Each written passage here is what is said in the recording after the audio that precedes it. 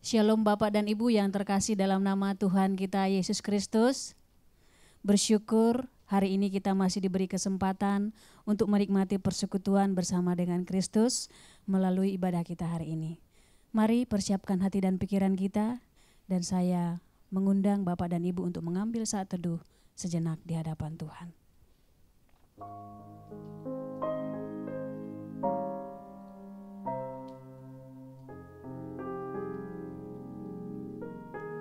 Saat teduh selesai. Mari sama-sama kita berdiri, kita memberikan penghormatan bagi Bapa Sorga. Hormat bagi Bapa Sorga.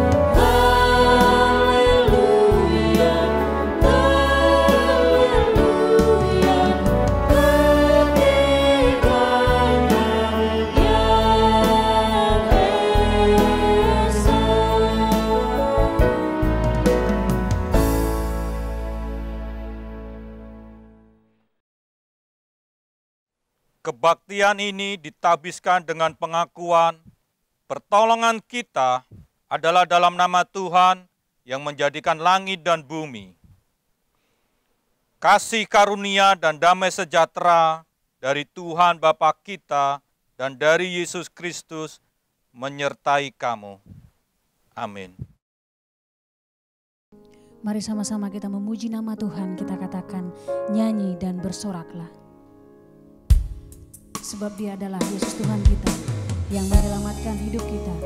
Dia adalah penghibur, pelindung, dan menara kekuatan.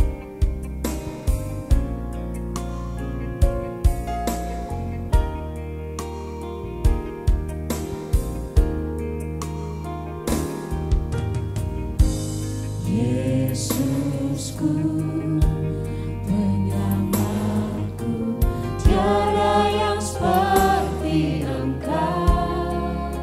Setiap hari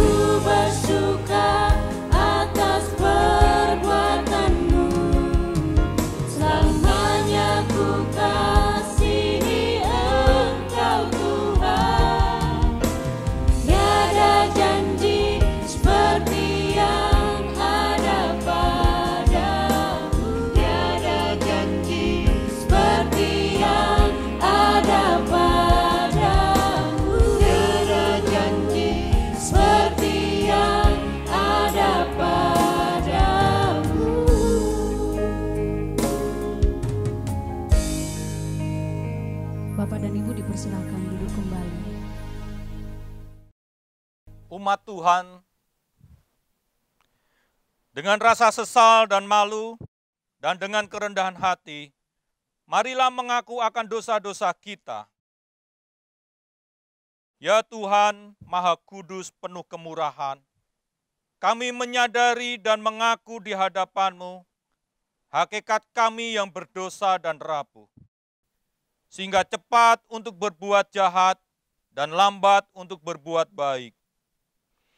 Kami menyadari dan mengaku akan kelemahan kami.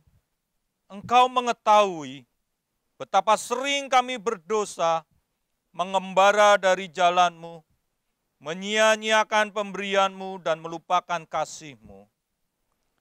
Ya Tuhan Maha Kasih, kasihanilah kami orang-orang yang telah malu dan menyesal, karena dalam segala hal kami telah menyakiti hati-Mu. Sebagaimana firman Tuhan mengatakan, akulah dia yang menghapus dosa pemberontakanmu oleh karena aku sendiri, dan aku tidak mengingat-ingat dosamu. Selaku pelayan Tuhan Yesus Kristus, saya memberitahukan bahwa Tuhan telah mengampuni setiap kita yang mengaku dosa-dosanya di hadapan Tuhan. Dalam nama Bapa, Putra, dan Roh Kudus. Amin. Bapak dan Ibu, saya undang untuk berdiri. Bersama dengan gereja-gereja segala abad dan sepanjang zaman, marilah kita mengikrarkan pengakuan iman rasuli dengan hati dan mulut kita. Pengakuan iman rasuli. Aku percaya kepada Tuhan, Bapa yang Maha Kuasa, Khalik langit dan bumi, dan kepada Yesus Kristus, Anaknya yang tunggal Tuhan kita, yang dikandung dari Roh Kudus, lahir dari anak darah Maria, yang menderita sengsara di bawah pemerintahan Pontius Pilatus, disalibkan, mati dan dikuburkan, turun ke dalam kerajaan maut. Pada hari yang ketiga, bangkit pula dari antara orang mati, naik ke sorga, duduk di sebelah kanan Tuhan, Bapa yang Maha Kuasa. Dan dari sana ia akan datang untuk menghakimi orang yang hidup dan yang mati. Aku percaya kepada Roh Kudus, gereja yang kudus dan am, persekutuan orang kudus, pengampunan dosa, kebangkitan tubuh, dan hidup yang kekal. Amin. Bapak dan Ibu dipersilahkan duduk kembali. Kita terus bersorak-sorai bagi nama Tuhan, kita katakan, Yesus ajaib, Tuhanku ajaib. Yesus ajaib, Tuhanku ajaib. Rahmat-Nya tetap selamanya.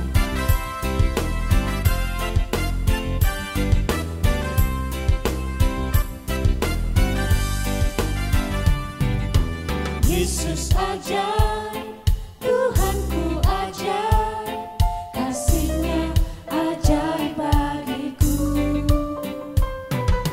Yesus ajaib, Tuhanku ajaib, rahmat-Nya tetap selamanya. Tak berubah kasih-Nya, setiap hari bertambah indahnya. Sampai bumi berlalu dan habislah ragaku, Yesusku ajaib bagiku. Tak berubah kasih-Nya, setiap hari bertambah indahnya. Sampai bumi berlalu dan habislah ragaku, Yesusku ajaib bagiku. Yesusku ajaib bagiku. Yesusku ajaib bagiku. Haleluya, puji nama Tuhan. Salam Bapak dan Ibu yang terkasih dalam nama Tuhan kita Yesus Kristus, saya mengundang untuk berdiri. Saya akan membawakan mazmur Tuhan yang diambil dari nomor 105, ayat 1 sampai dengan 6, dan ayat 37 sampai dengan 45. Bersyukurlah kepada Tuhan, serukanlah namanya, perkenalkanlah perbuatannya di antara bangsa-bangsa.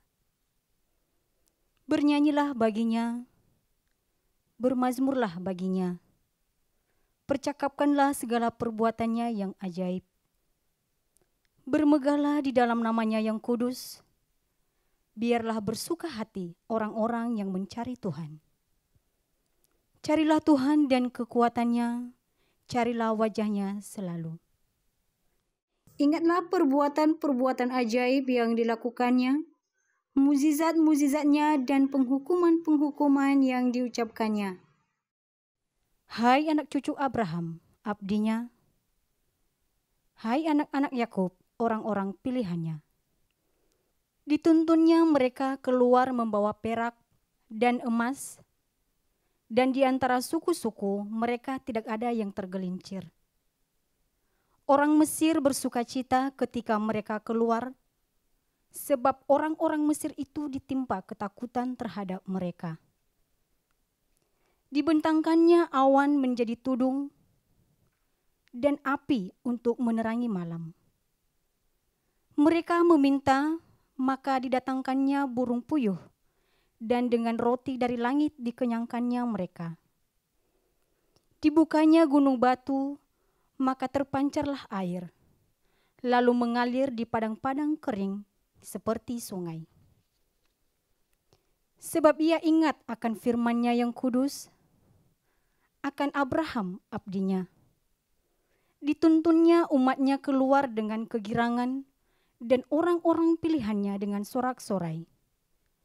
Diberikannya kepada mereka negeri-negeri bangsa-bangsa, sehingga mereka memiliki hasil jeripayah suku-suku bangsa. Agar supaya mereka tetap mengikuti ketetapannya dan memegang segala pengajarannya. Haleluya. Demikianlah mazmur Tuhan. Haleluya. Amin. Bapak dan Ibu dipersilakan untuk duduk kembali. Tiba saatnya kita akan mendengarkan kebenaran firman Tuhan yang disampaikan oleh Pastor Agus Santoso. Sebelumnya kita bernyanyi bagi nama Tuhan, kita katakan, ku mau sepertimu Yesus.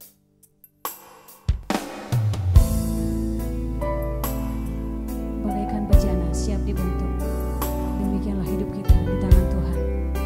Kita mau dibentuk sesuai dengan kehendak Tuhan.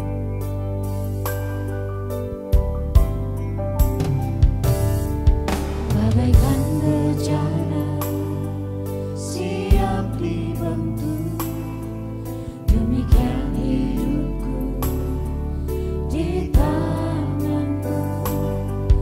Dengan urapan kuasa Roh-Mu, ku dibaharui selalu. Jadikan ku Allah dalam rumah-Mu, inilah hidupku di tangan-Mu. Bentuklah seluruh kehendak-Mu, pakailah sesuai rencana-Mu. Ku mau seperti-Mu Yesus, disempurnakan selalu dalam segenap jalanku, memuliakan nama-Mu. Ku mau seperti-Mu Yesus, disempurnakan selalu dalam segenap jalanku, memuliakan nama-Mu,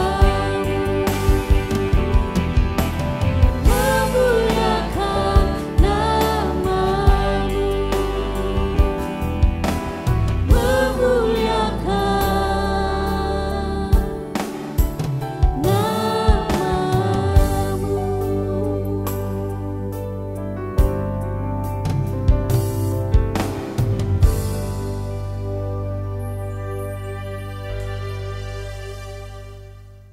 Shalom Bapak dan Ibu yang terkasih dalam nama Tuhan kita Yesus Kristus. Saya mengundang untuk berdiri. Saya akan membacakan firman Tuhan yang diambil dari Yohanes pasal 1 ayat 35 sampai dengan 45. Pada keesokan harinya, Yohanes berdiri di situ pula dengan 2 orang muridnya. Dan ketika ia melihat Yesus lewat, ia berkata, "Lihatlah anak domba Tuhan." Kedua murid itu mendengar apa yang dikatakannya itu.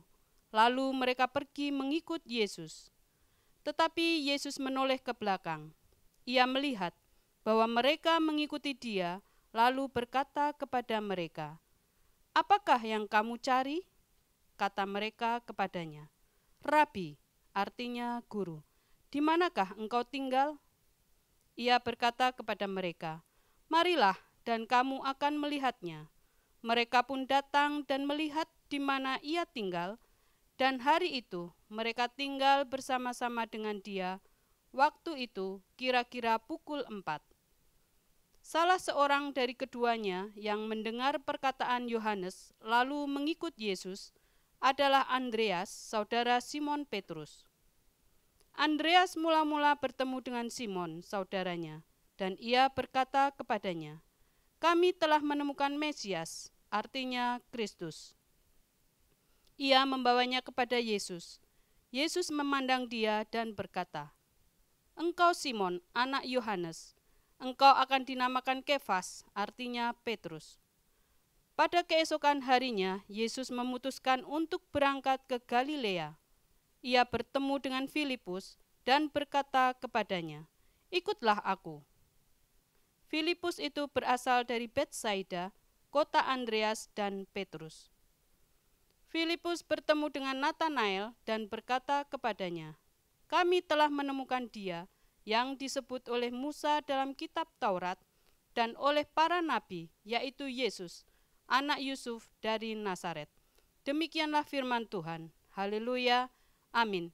Bapak dan Ibu dipersilahkan untuk duduk kembali. Shalom Bapak Ibu, mari kita akan memulai firman Tuhan pada hari ini dan mendengarkannya, dan kita akan terlebih dahulu berdoa untuk kita mempersiapkan hati kita menerima firman Tuhan. Mari kita berdoa. Ya Tuhan, pada saat ini kami akan merenungkan bagian dari firman-Mu. Tuhan akan berfirman kepada kami dan kami siap untuk mendengarkannya. Dalam nama Tuhan Yesus. Amin.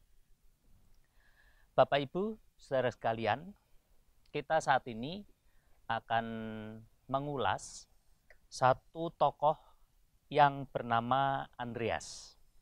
Andreas ini seolah-olah menjadi tenggelam oleh nama besar dari Yohanes, Petrus, Yakobus, dan yang lainnya.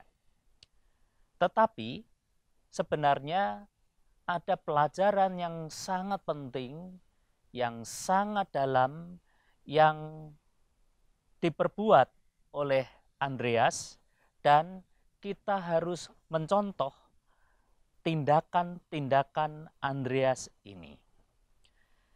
Apa saja yang menjadi keteladanan di balik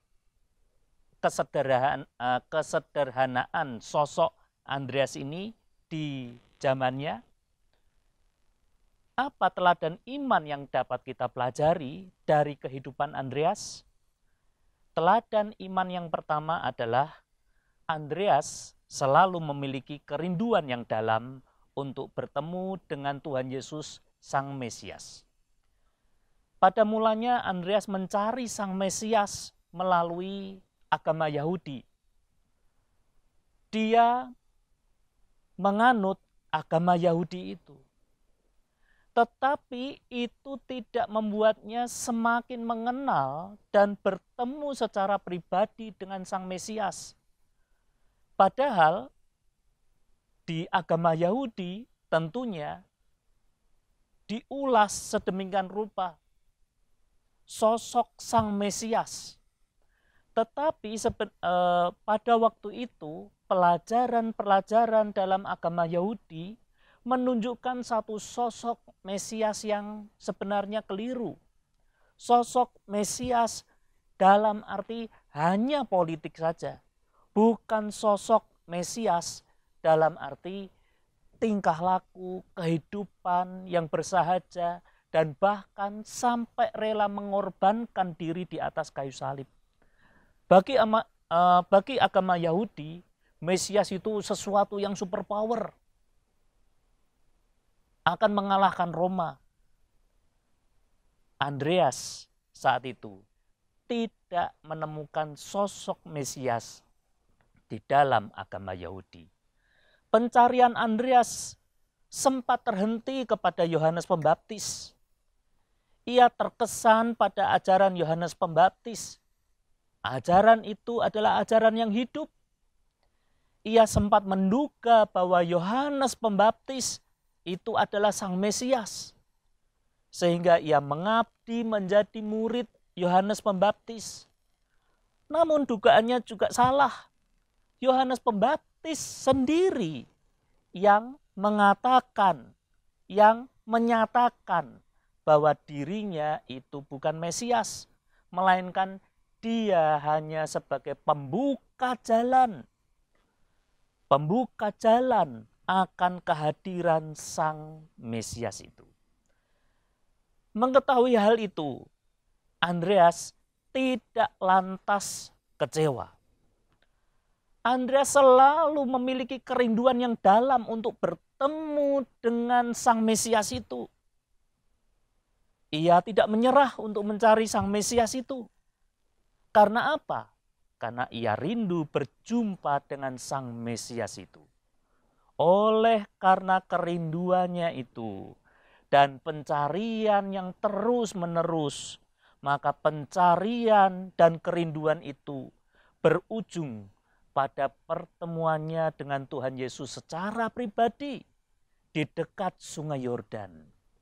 Dan disitulah Andreas mengenal sang sosok Mesias itu, bertemu dan disapa dengan nama kecil dari sang Andreas ini. Apakah kita selalu memiliki kerinduan yang dalam untuk bertemu dengan Tuhan Yesus? Seperti yang ditindakkan oleh Andreas itu, dalam setiap hubungan pribadi kita dengan Tuhan, melalui ibadah, persekutuan, doa, ataupun perenungan kita, apakah kita benar-benar berjumpa dengan Yesus? Atau kita melakukan semuanya ini hanya sebagai aktivitas orang Kristen yang taat atau mengikuti rutinitas rohani semata-mata? Biarlah kita dalam aktivitas-aktivitas kita melalui ibadah, persekutuan, doa, perenungan kita berjumpa dengan sang Mesias itu. Seperti Andreas. Yang kedua, Andreas mengambil keputusan untuk mengikut Yesus dengan sungguh-sungguh. Setelah Andreas bertemu dengan Yesus sang Mesias, Andreas tidak ragu lagi untuk mengikuti Yesus.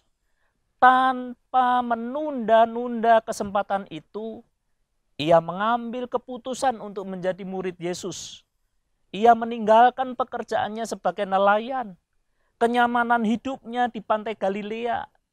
Dia meninggalkan juga keluarganya. Kehidupannya di masa lalu ia tinggalkan untuk mengikut Yesus dengan sungguh-sungguh. Semua itu dilakukannya karena ia telah mengambil keputusan untuk memberikan hidup ini secara total bagi Yesus. Mengikuti Yesus merupakan sebuah keputusan untuk memberikan hidup secara total bagi Tuhan Yesus. Memberikan hidup secara total berarti meninggalkan masa lalu dan menjalani kehidupan yang baru dengan Tuhan Yesus. Ketika kita beriman atau percaya kepada Tuhan Yesus, berarti kita siap untuk meninggalkan masa lalu dan menjalani kehidupan yang baru bersama dengan Tuhan Yesus. Dan yang ketiga, Andreas rindu agar orang lain juga mengenal Yesus. bukan hanya mengenal dan mengikuti Yesus saja secara pribadi seperti 1 dan 2 tadi. Yang ketiga, Andreas juga rindu supaya orang lain mengenal Tuhan Yesus. Oleh sebab itu, sejak perjumpaannya dengan Tuhan Yesus, pertama kali yang dia lakukan adalah memberitakan tentang Mesias kepada saudaranya, yaitu Simon Petrus. Karena pemberitaannya lah Petrus kemudian menjadi murid Tuhan Yesus. Petrus berkhotbah kepada banyak orang, 3.000 jiwa diselamatkan. Itu karena apa?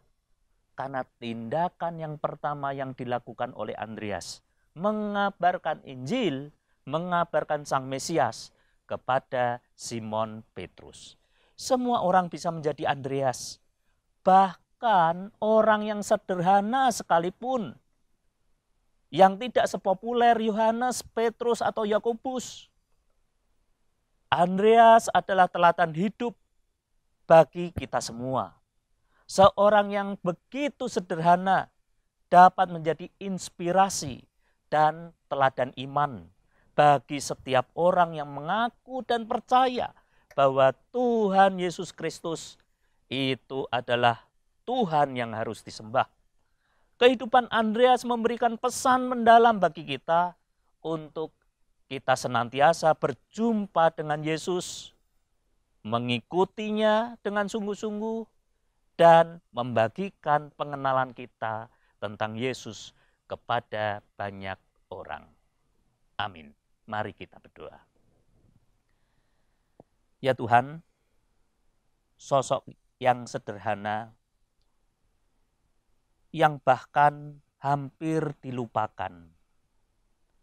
Tetapi justru sosok yang sederhana ini menunjukkan teladan yang sangat baik. Dia adalah orang yang gigih untuk selalu bertemu dengan Tuhan Yesus, Sang Mesias itu. Sehingga dia mencari, dan mencari. Dan kemudian menemukan Engkau ya Tuhan. Biarlah kami, umat-Mu yang sederhana ini, juga memiliki kerinduan untuk selalu mencari Engkau ya Tuhan. Selalu dekat dengan Engkau. Dan kemudian Andreas menunjukkan dia benar-benar dan sungguh-sungguh untuk mengikuti Engkau ya Tuhan. Meninggalkan hal-hal yang lama, menjadi manusia baru. Biarlah kami juga ya Tuhan, benar-benar hidup baru di dalam Engkau dengan sungguh-sungguh. Dan kami juga ingin seperti Andreas membagikan pengenalan kami kepada Engkau ya Tuhan, kepada banyak orang. Terima kasih ya Tuhan akan teladan yang telah Andreas berikan kepada kami semua untuk kami bertumbuh di dalam iman kami. Dalam nama Tuhan Yesus Kristus. Amin. Bapak, Ibu, Saudara yang terkasih dalam Tuhan Yesus Kristus, perjamuan kudus adalah perintah Tuhan Yesus Kristus bagi kita semua.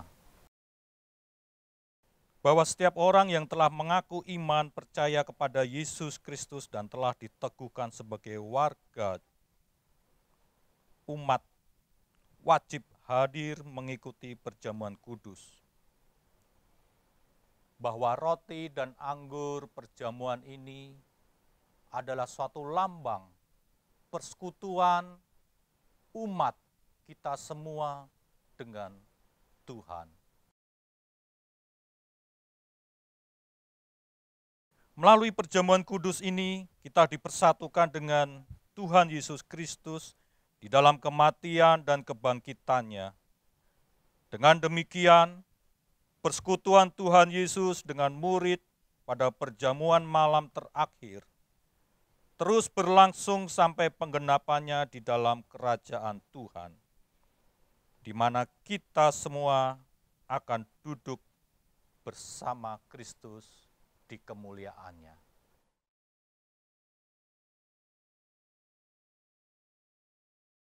Bapak, Ibu, Saudara sekalian,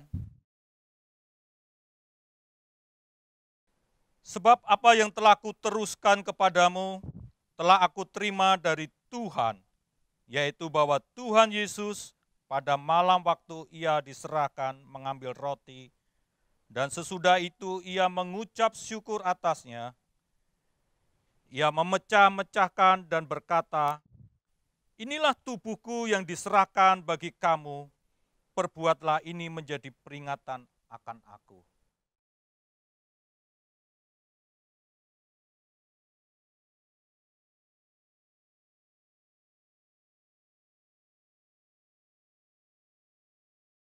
Demikian juga ia mengambil cawan sesudah makan lalu berkata, "Cawan ini adalah perjanjian baru yang dimeteraikan oleh darahku. Perbuatlah ini setiap kali kamu meminumnya menjadi peringatan akan aku."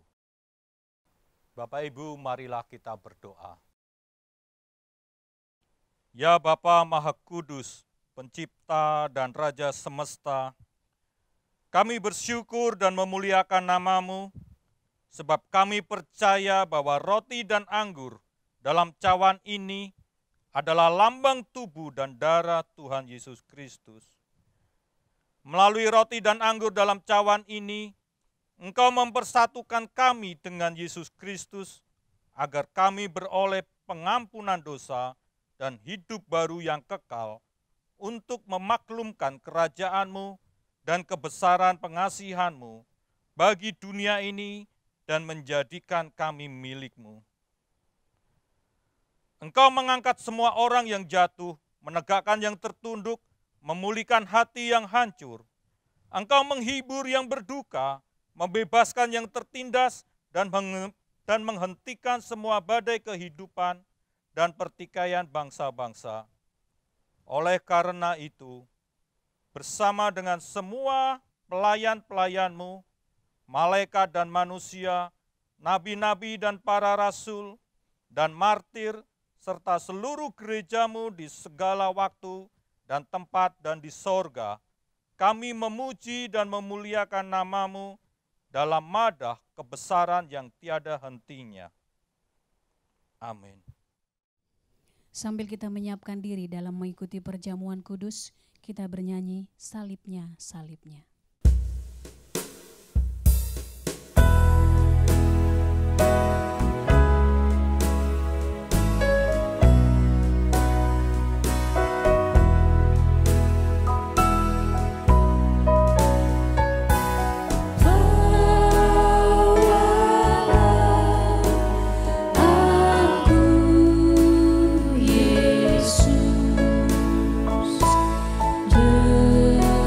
Dekat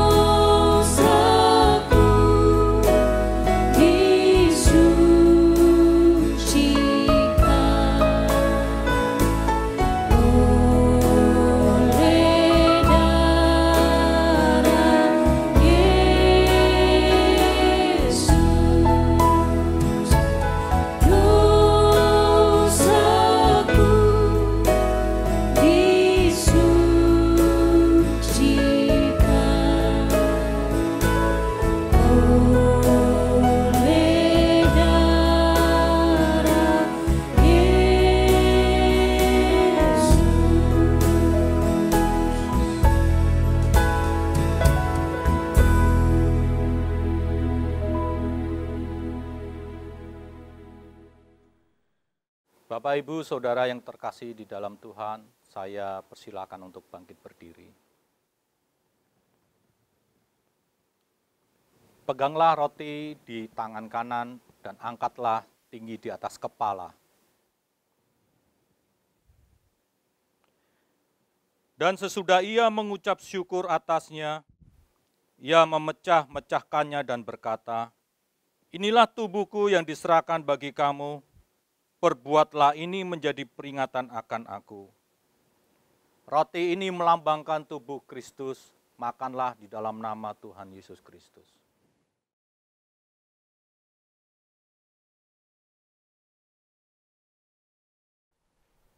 Bapak, Ibu, Saudara sekalian, angkatlah anggur ini di atas kepala kita. Demikian juga ia mengambil cawan sesudah makan lalu berkata, "Cawan ini adalah perjanjian baru yang dimeteraikan oleh darahku. Perbuatlah ini setiap kali kamu meminumnya menjadi peringatan akan aku." Mari kita minum anggur ini di dalam nama Tuhan Yesus Kristus.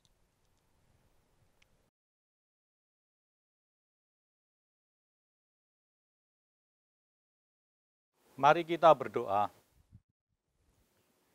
Ya Bapa Maha Kudus, Pencipta dan Raja semesta, kami bersyukur dan memuliakan nama-Mu, sebab kami percaya bahwa roti dan anggur dalam cawan ini adalah lambang tubuh dan darah Tuhan Yesus Kristus.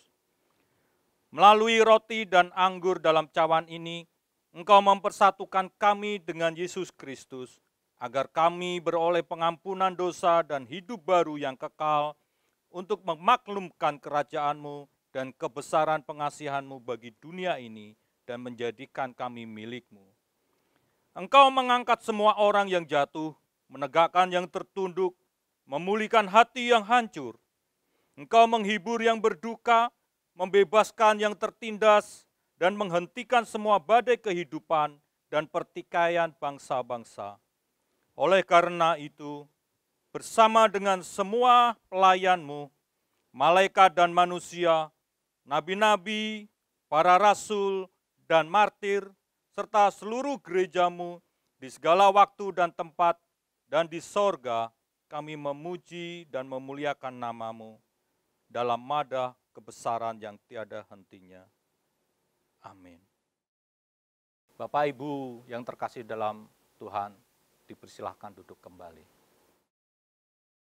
Bapak, Ibu yang terkasih di dalam nama Tuhan Yesus Kristus, mari kita berdoa syafaat bersama. Tuhan, terima kasih atas segala kebaikan-Mu, atas penyertaan Tuhan di sepanjang kebaktian ini. Kami boleh berkenan memuji, menyembah Tuhan, dan Tuhan kiranya berkenan untuk memulihkan kami, untuk hidup lebih berkenan di hadapan Tuhan.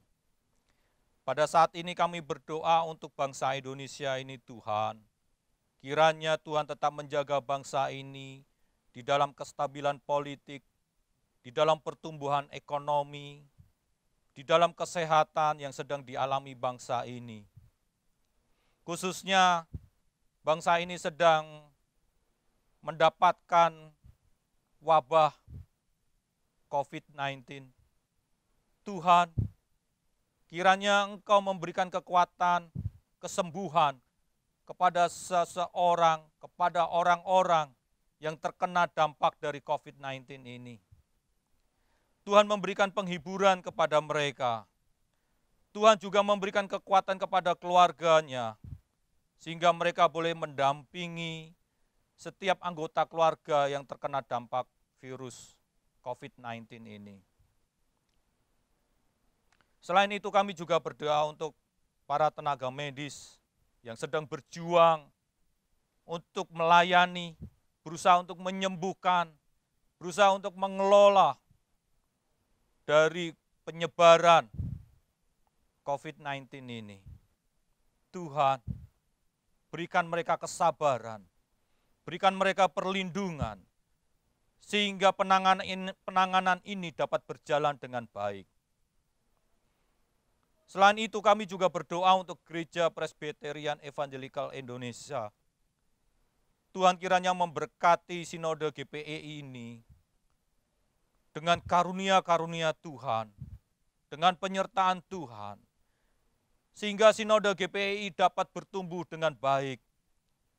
Kiranya gereja-gereja yang ada di dalam naungan GPEI dapat melayani umat-Mu di dalam pelosok-pelosok desa, di perkotaan, dimanapun yang ada di dalam kehidupan berbangsa Indonesia ini. Sehingga melalui gereja GPEI, mereka menjadi saksi Tuhan bagi bangsa ini. Mereka menjadi saksi Tuhan kepada rakyat Indonesia. Sehingga kami berharap rakyat Indonesia mengenal Kristus dan mereka boleh bertobat dan datang kepada Tuhan. Terima kasih Tuhan, inilah doa pengharapan kami. Dan kami akan menutupnya dengan doa Bapa kami yang telah Tuhan ajarkan kepada kami. Dan saya undang Bapak, Ibu, Saudara sekalian untuk dapat bangkit berdiri. Inilah doa yang Tuhan ajarkan kepada kami yang berbunyi demikian. Bapa kami yang di sorga, dikuduskanlah nama-Mu, datanglah kerajaan-Mu, jadilah kehendak-Mu di bumi seperti di sorga. Berikanlah kami pada hari ini makanan kami yang secukupnya, dan ampunilah kami akan kesalahan kami, seperti kami juga mengampuni orang yang bersalah kepada kami. Dan janganlah membawa kami ke dalam pencobaan, tetapi lepaskanlah kami daripada yang jahat, karena Engkaulah yang mempunyai kerajaan, dan kuasa, dan kemuliaan, sampai selama-lamanya. Amin. Masih tetap berdiri, kita akan mengakhiri rangkaian ibadah hari ini. Mari sama-sama kita membacakan nats pedoman hidup baru yang diambil dari Titus pasal 2 ayatnya yang ke-15. Dalam hitungan yang ketiga kita bacakan bersama-sama. 1, 2, 3. Beritakanlah semuanya itu, nasihatilah dan yakinkanlah orang dengan segala kewibawaanmu. Janganlah ada orang yang menganggap engkau rendah. Doksologi. Puji Tuhan sumber berkat, puji Dia suruh makhluk, puji Dia suruh sorga, Bapa, Anak, Roh Kudus.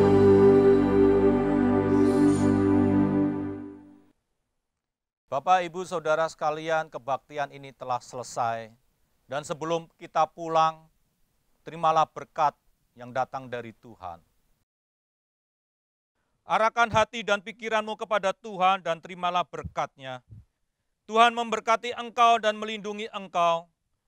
Tuhan menyinari engkau dengan wajah-Nya dan memberi engkau kasih karunia. Tuhan menghadapkan wajah-Nya kepadamu dan memberi engkau damai sejahtera. Kasih karunia Tuhan menyertai kita semua sampai selama-lamanya. Amin.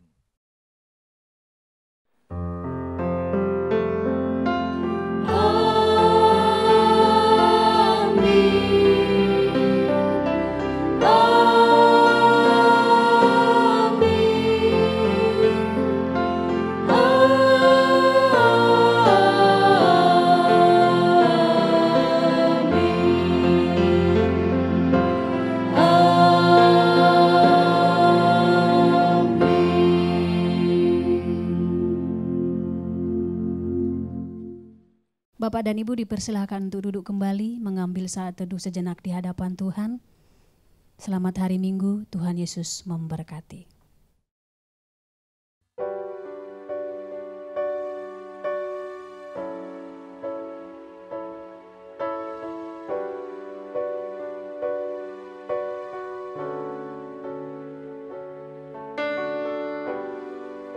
Kekuatan di jiwa Barengkok ya.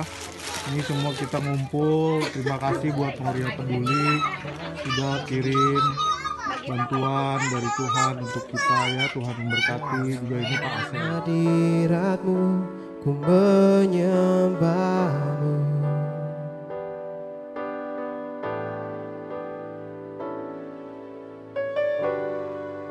Tersungkur ku di kaki-Mu, rasakan hadirat-Mu. Takkan ku melepaskan-Mu, Kau cahaya bagiku. Mengiring-Mu seumur hidupku, masuk dalam rencana-Mu Bapa. Pikiranku, kehendak-Ku, ku serahkan padamu. Harapanku hanya di dalam-Mu. Ku kan teguh bersama-Mu Tuhan. Jadikanku bejana-Mu untuk memuliakan-Mu.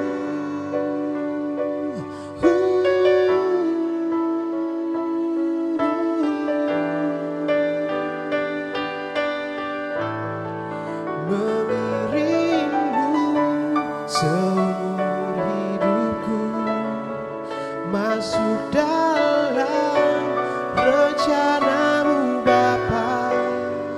Pikiranku, kehendak-Ku, ku serahkan padamu. Harapan Yang biasa dipakai untuk kebaktian sekolah minggu di Pospei Batok ya. Nah ini rumah kosong nih, punya Pak Aseng buat kebaktian sekolah minggu pakai gitar. Nah ya deh, selesai ya.